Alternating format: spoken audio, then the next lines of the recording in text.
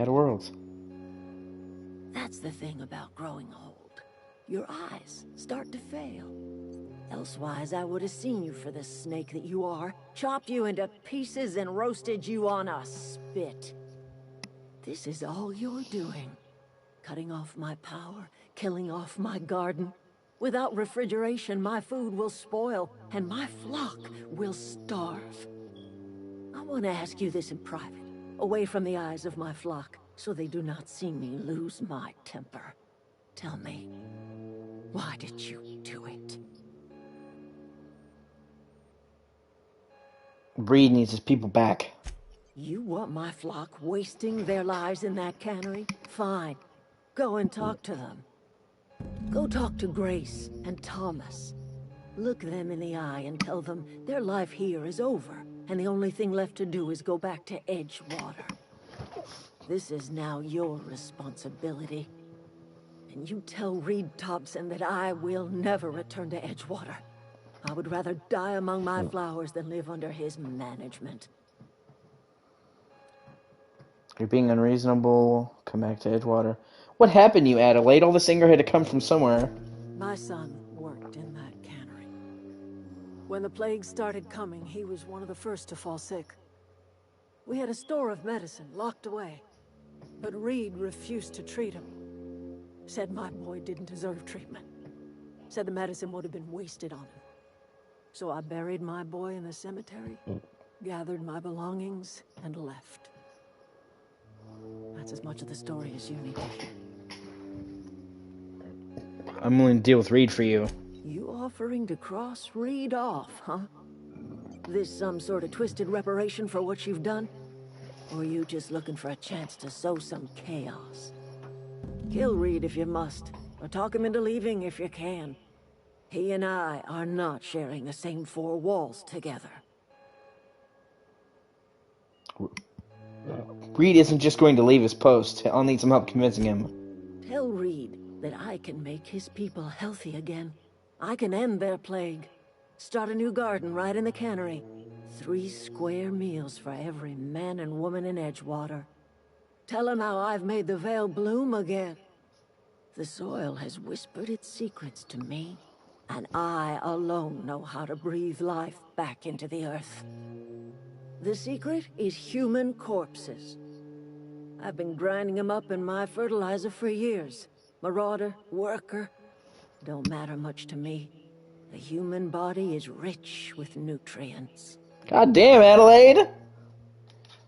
What happens when you run out of corpses? Edgewater Cemetery's got corpses Ugh. aplenty. Enough for a generation's worth of crops. Holy shit, Adelaide. It's fucking dark. It's so dark.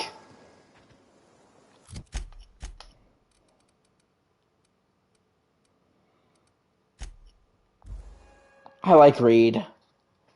I mean, he's kind of an asshole in the game. He's portrayed by the same voice actor that portrayed Arden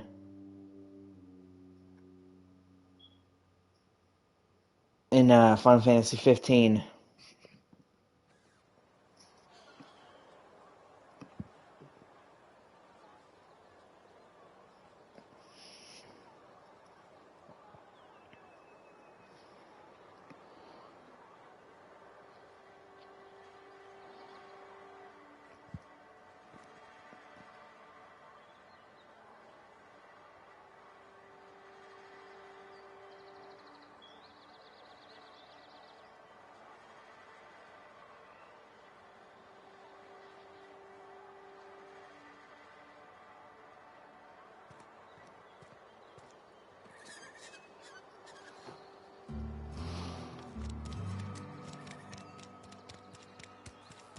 Meow, meow, meow, meow. Meow, meow, meow.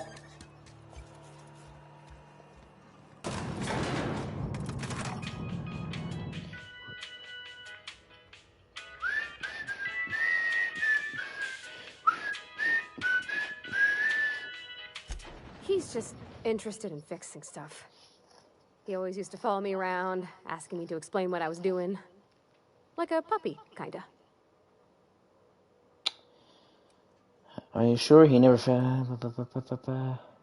The tool he was thinking with was definitely not a wrench. Oh my god, that'd be so mean. I have not lately seen a man with a bigger or more obvious crush. I'm just glad he's alive. That he's okay. I mean, when Mr. Thompson said he was fired, we all expected the worst. If he wants to learn about engineering, we should help him get those data pads he wants. I'd like to do that for him. What's up, Mr. Thompson, you big old bitch? Fucking bull hat. This is a fine day, friend. Power flows through our town like a cool stream of water. I trust Adelaide's people have seen their way to reason. So, when can I expect them back at their posts? I spoke to Adelaide. She won't come back as long as you're here. So long as you're here. Then we are at an impasse. Stewardship over this town has been entrusted to me by Spacer's Choice. I am not perfect. I have made my share of mistakes. But I have done my best for this town.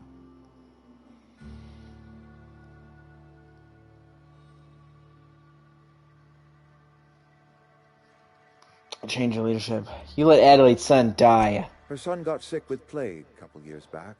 Company never gave us enough medication to treat the whole town. So I had to choose, you see. Adelaide's child or someone else's. She's never forgiven me. I don't expect she ever will. You say you've done your best, but all I see is the town falling to pieces.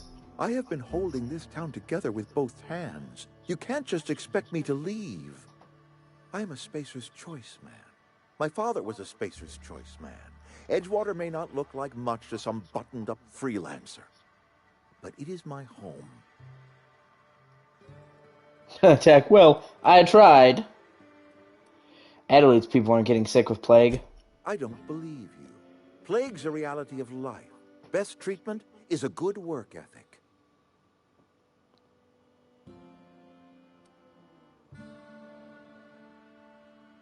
This town doesn't need anything with salt in. Of course you're going to get sick.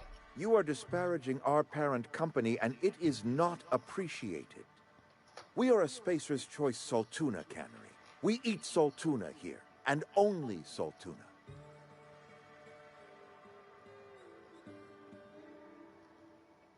I'm pretty sure it's your food that's making you sick. You need Adelaide's garden. I don't understand. You say Adelaide's growing her own food, but that should not be possible. The soil's gone sour. Company said as much. Our own botanists couldn't grow decent crops for us, so the company got rid of them and shut down the greenhouse. Adelaide's found a way to grow food. She'll come back if you step down. You'll excuse me for being skeptical. How exactly is Adelaide growing crops in barren soil?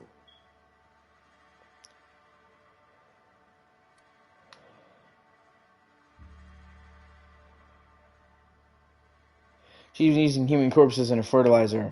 Adelaide has been using dead bodies in her fertilizer? That's... Come to think of it, that's a stroke of brilliance. What a remarkably efficient solution. Recycling Spacer's Choice property long after its date of expiration. I was wondering about those missing bodies in Silas's cemetery. This town needs Adelaide. She won't come back so long as you're here. So Adelaide wants me gone. Trade my life for the life of the town. You understand what she's doing. If I leave town, I'm as good as dead. If I stay, Edgewater will die of attrition. Adelaide has discovered some secret cure for the plague, and she is holding my town ransom. This town can use all the help it can get. If Adelaide's found a way to feed her people and cure the plague, then she deserves this office more than I do. Hey, Reed's a great person. My life here is ended. Give me a little time to settle my affairs. I'm sure Adelaide will be glad to see the back of me. What are your plans? A couple months ago, I might have put in for a transfer. It's a big colony.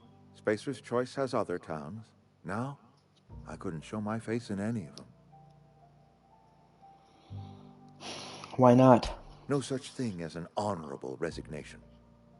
Suppose I could find a place outside the walls, or put in for early retirement. You won't last a day outside the walls, you know. I don't know. I could see myself lasting a week. You have to do this, you know. I do. Adelaide's found a cure for the plague, and she knows how to tend to crop. She's what this town needs. You know, I just want to go and say that I appreciate this game fucking immensely for subverting what you think and turning it on its heads, where you see a slick, old up businessman who seems like an asshole, and then it turns out he's a guy with a heart of gold who just thinks pragmatically, and then you see a kind old woman who turns out to be a vindictive bitch. And, you know, I gotta admit it really cleverly subverts your expectations, and it can lead you into making a bad decision. This can't be easy for you. I have always tried to do right by my town. It has never been easy. Take care. Oh, I'm sorry, Reed. You actually are a pretty cool dude. Where are we headed?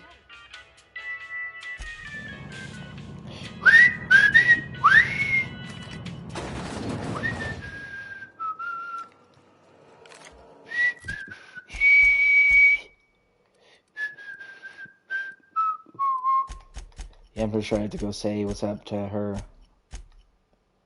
Yeah, return to Adelaide. Let me... Oh, really? Oh, the Okay, thank God.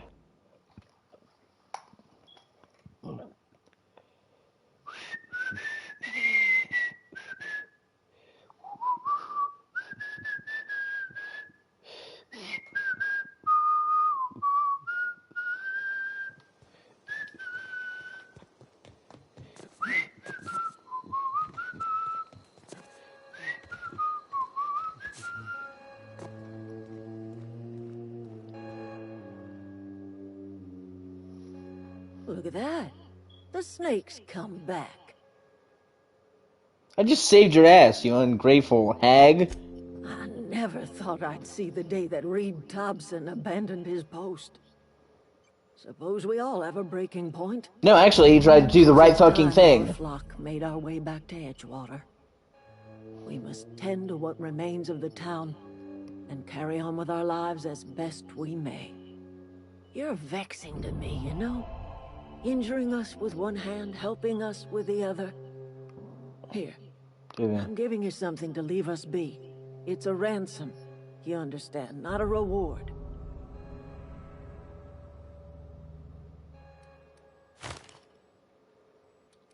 Edgewater's better off with you running the place. You're telling me you did all this just to put me in charge of Edgewater? Stranger, you are some kind of twisted. I might turn that old cannery into a garden. Got ourselves a whole cemetery bursting with bodies. I need some time to gather my personals. Long walk back to Edgewater. Got a considerable burden to carry. I gave you the town. I got rid of the person that made you upset, and you're still being a bitch. You are a fucking piece of work, Adelaide.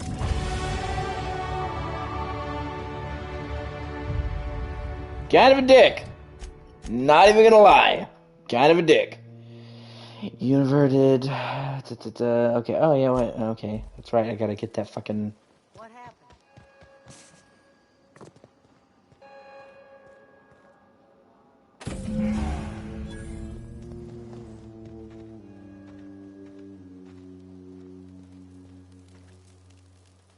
One of us want to go see what happened?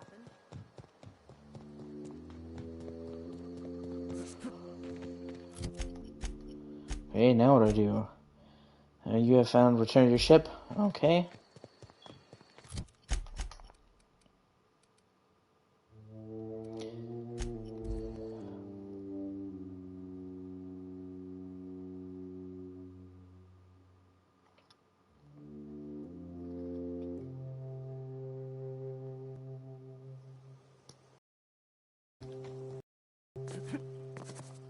Is this your ship?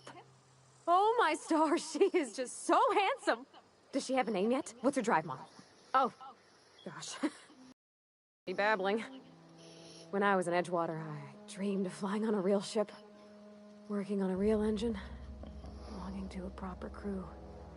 I'm the only decent mechanic Edgewater's got, but every time I think of going back, I get this sinking feeling. I can understand not wanting to go back.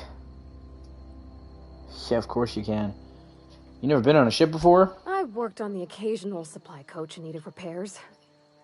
Once I built a little model craft out of spare parts, but Mr. Thompson found out and I had to take it apart. I want to ask you something, and you can say no, but can I come with you? I could tend to your engine. I know my G-valves from my catalyzers, and I can keep your ship singing. And if you ever need a pair of eyes watching your back, I can do that too. What do you think? You just met me. Why would you want to go into space with a stranger? Yeah, I've been thinking about that. Edgewater was on the verge of collapse before you showed up. You sent them power, and now the town might see another season. And you talked Miss McDevitt into coming back to town.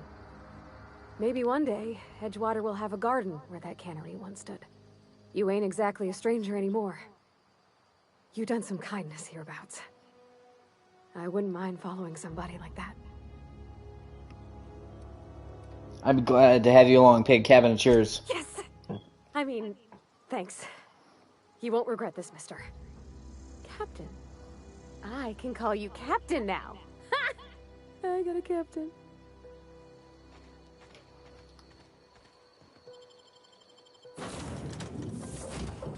Well, I certainly am looking forward to flying on a ship named the Unreliable. I'll just head upstairs and claim a room. You know, for a priest, man, you really are kind of a dinghole as well. Just saying. Just saying. Captain, I have detected that Edgewater's power supply is now optimal. I applaud your willingness to invest your time in the local community. What can I do for you, Captain? I have a power regulator. Do you know how to install a power regulator? Can you walk me through it? Step 1. Pick up your power regulator. Step 2. Approach the terminal located in our engine room. Step 3. Insert power regulator. Step 4. Celebrate. Our engine room is located behind you. Across the cargo bay, up the ladders.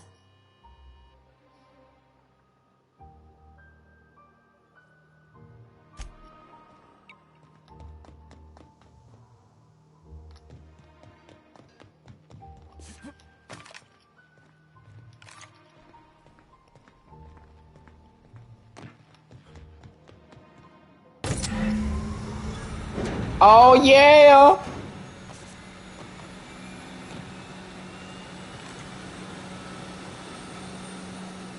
What can I do for you, Captain? Install the power All regulator. systems are operating within acceptable parameters. I am prepared to bring the Unreliable into low-altitude orbit. This should prove an adequate test of our flight capabilities. Let's get out of here! Boom, boom, boom, boom, boom, boom, boom, boom, boom, boom, boom, boom. Ba ba ba ba.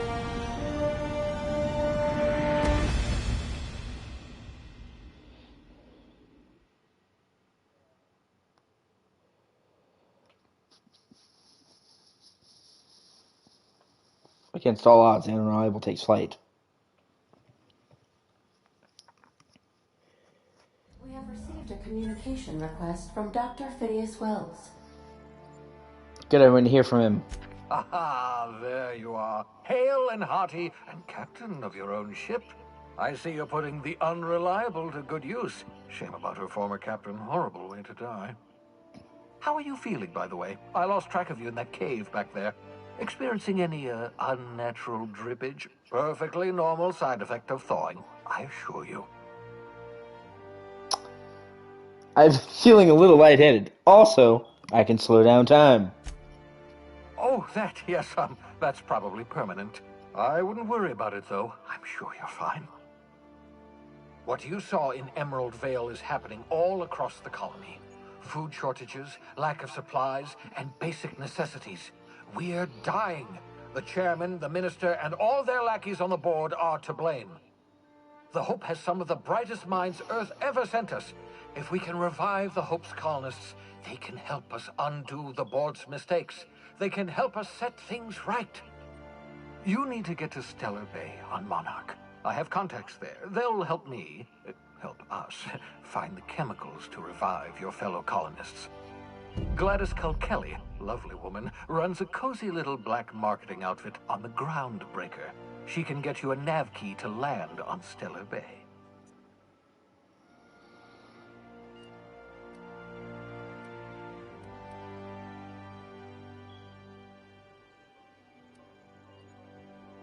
Why do I need a nav key to land on a planet? Strictly speaking, Monarch is a moon, terraformed badly, and almost completely lawless. You'll love it.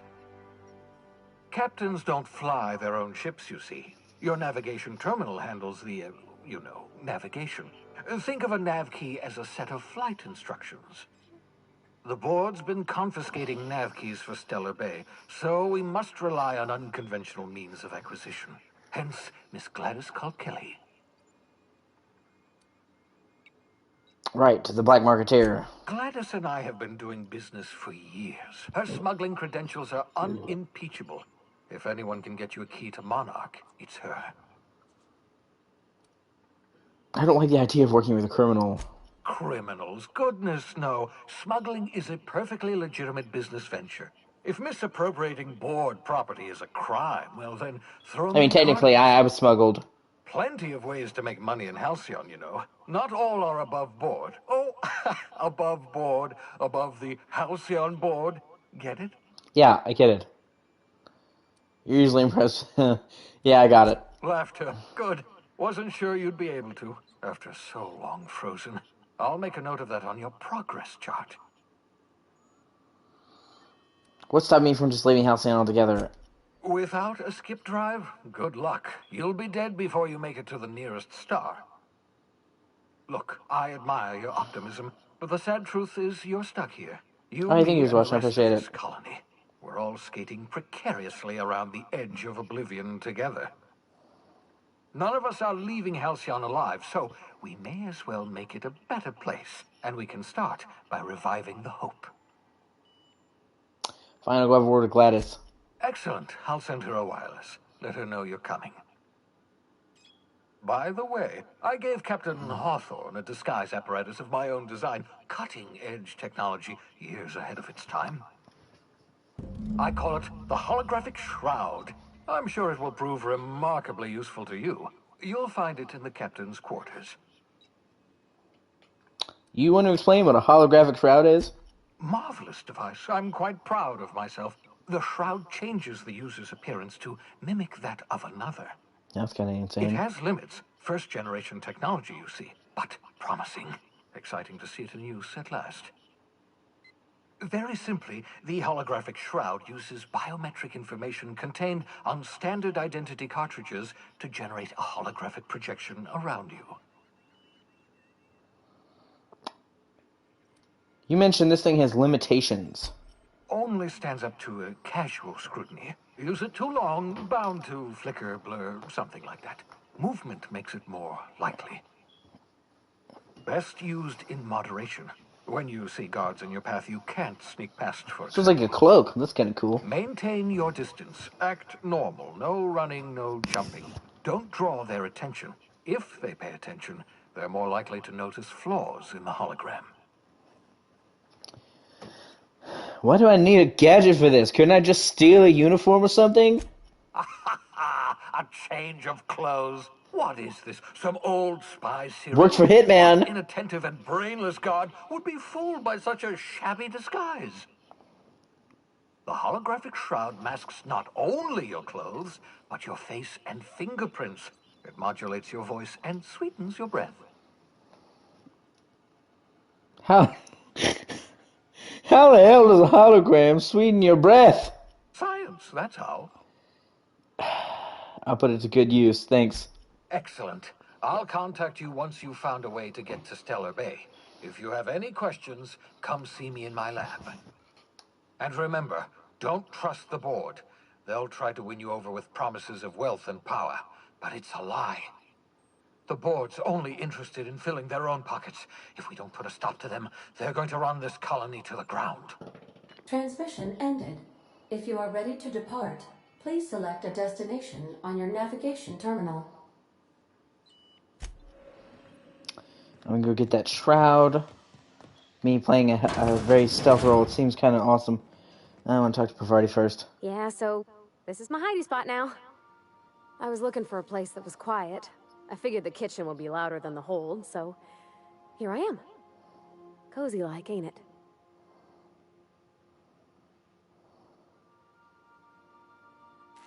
What do you think of the ship? That's in pretty good shape considering how hard Mr. Hawthorne ran it. It's a Yakita LHA 120, A2 model, I'm pretty sure. The Block 2 design scooshed in extra cargo space but didn't change the stock engines. Probably a touch underpowered, huh? Accurate in all particulars. I conclude you are Edgewater's board-certified mechanic. There's a ship's computer. It's not intelligent, but it does get invitation. Apparently, Ada's the one who actually flies the ship. Fly-by-wire's pretty normal. Or leastways, that's what I read in the trades. I've never been on a real ship before. Hello! I am not a board-certified mechanic, but my dad was. He taught me all he knew. Do you understand? Speech recognition is one of the many skills I have been programmed to simulate. You're not simulating it, you're doing it! I asked a question and you answered it. I am gratified you consider this facsimile convincing.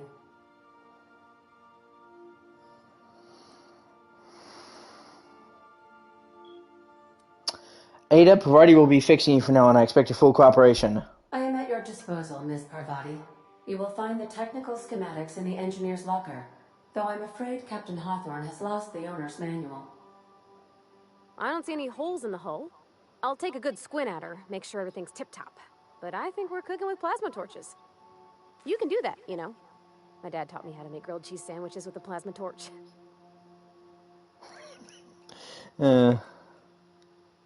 Did you learn your trade from your father? It sounded like it when you talked to Reed. Mostly, yeah. I lived in the maintenance office near all of my life. Mr. Thompson never let me forget how funny that was.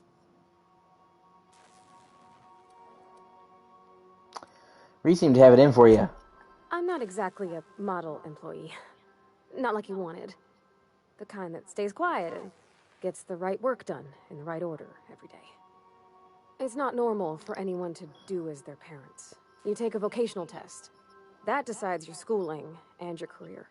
When I tested out for maintenance, everyone figured it was on account of my dad. They were real unhappy with us.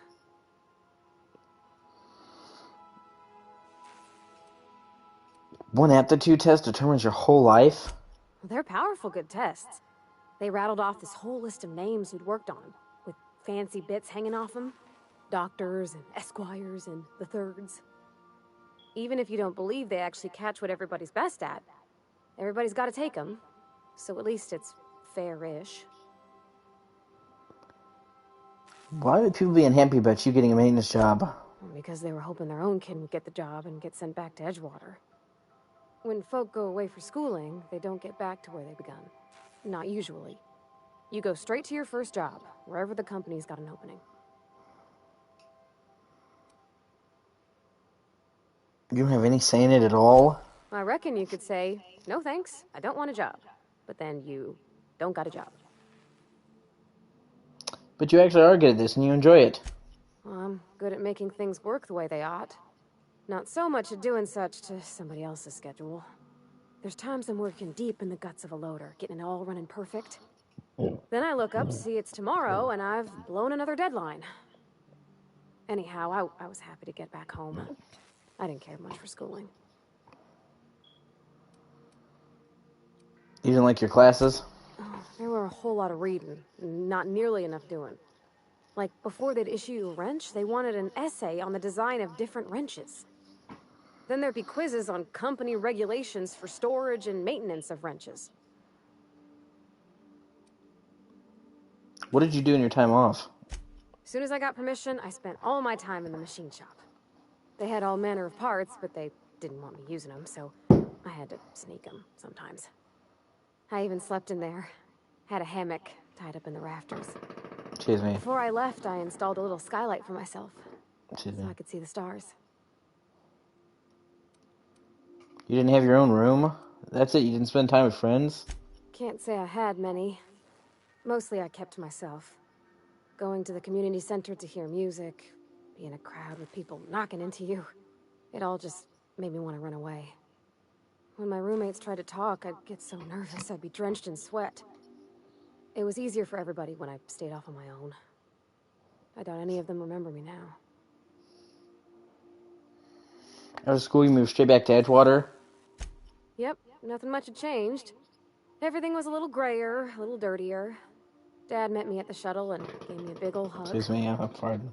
I noticed straight away that he was moving slower and stiffer. He made a little grunt when I squeezed. Did you get much time with him after you got back from school? About a year. I tried to do more of the work so he could rest. His heart gave him pains. Dad never said that he loved me, you know? I knew on account of him showing it. How he'd stay up late to help with my projects or listen to my fretting. Oh gosh, look at the time. Sorry to bend your ears so long. And I got so much to do before this ship's in decent shape. I like Provider, she's really cool. It's really kind of insane to believe that the same voice actor voiced the Tiny Tina, Alloy, and fucking Provider. Ashley Birch is fucking awesome! Actually, where's Vakar? I kind of want to talk to him too. Talk to his indignant Scientologist ass.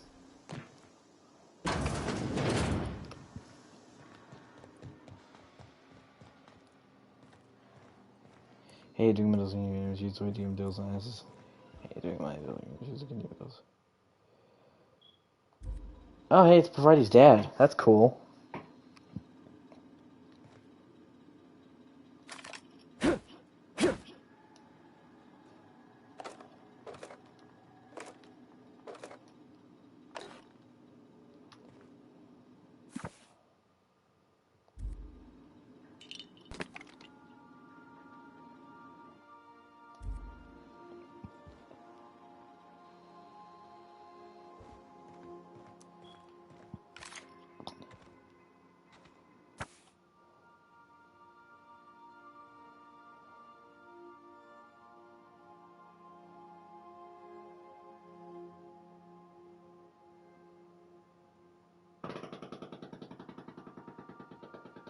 I'm sorry, I'm just having gas today.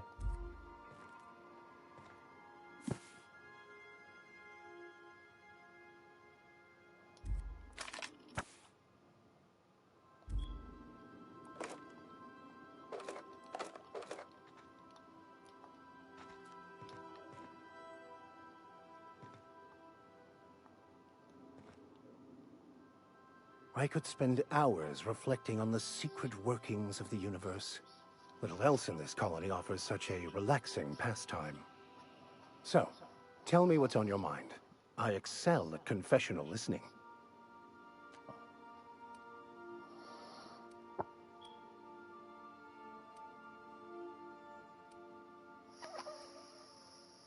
I'd like to know something about those I'm flying with. What's your story?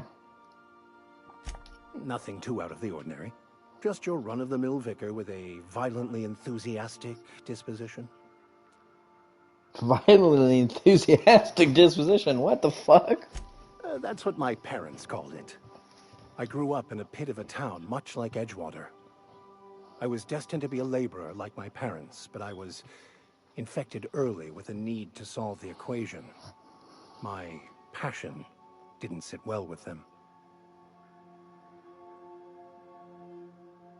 Why were you so passionate about it? My parents, ironically. They internalized the precepts of scientism like no one I've ever known.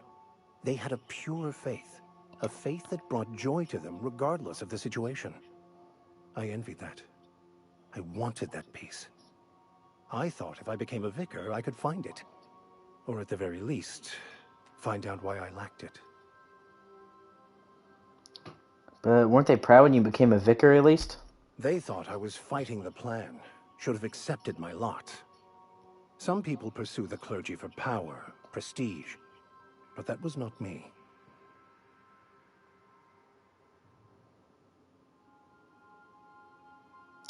If you can't help but follow the plan, then everything you do is part of it, right? The plan is not one rigid path. There are a variety of multitudes contained within it. Our paths have variance, but we'll end up adhering to it, whether we like it or not. Some choices make the path smoother, some rougher. You can even go outside the lines, but the further outside you go, it's like an unbreakable elastic band. It will only stretch so far before it snaps back. The further it is stretched, the more violent the eventual correction. Excuse me. Yeah, seems quite trusting of you to just sign on without knowing anything about me. I have run headlong into too many walls in my pursuit of the truth. This book is my last hope, and you were my only hope of getting it translated. What if the book doesn't have the answers you're looking for? I honestly don't know what I'd do. This quest has consumed me for the better part of my life. I fear there's nothing else left to me. What about you? What's your story? I'm a thrill seeker and lover of great renown.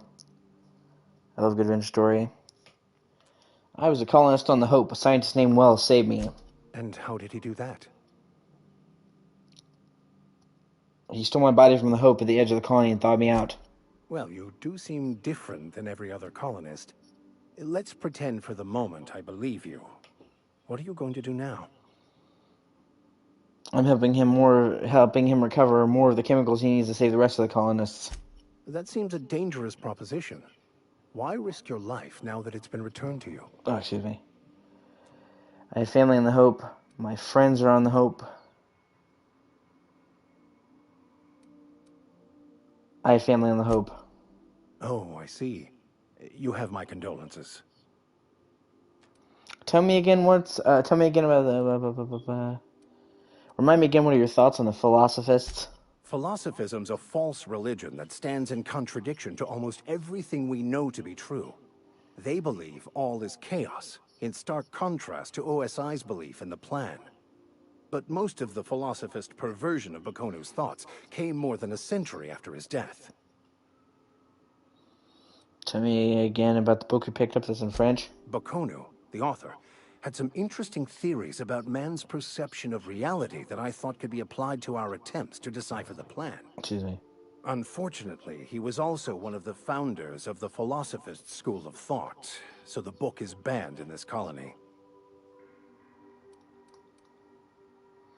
Any ideas where we can find someone who speaks French in this colony? I've been thinking on that. There's a former infamous philosopher scholar who fled Terra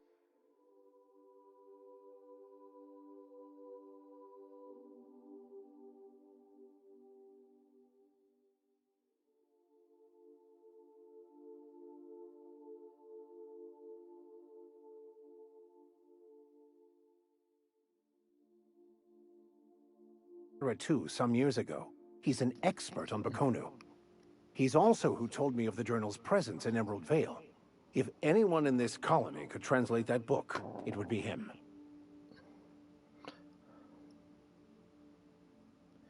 That sounds like a good lead, but how do we find him? That's a good question. We should start on the Groundbreaker. It's where I'd go if I wanted to get off Terra 2. Great place to pick up a ride to Hephaestus, Scylla, even Monarch. All I need is access to a data cartridge from the security terminal. Their easily hackable system keeps a registry of all crew manifests for both arrivals and departures. How is it that a simple car happens to be such a highly skilled hacker? Before I transferred to Edgewater, I had a wealth of time to develop certain, secular skills during my years serving a particular penitentiary flock. I meditated, led sermons, provided guidance to the inmates as needed, of course. I also played prison yard tossball and taught myself a bit about computronic security systems.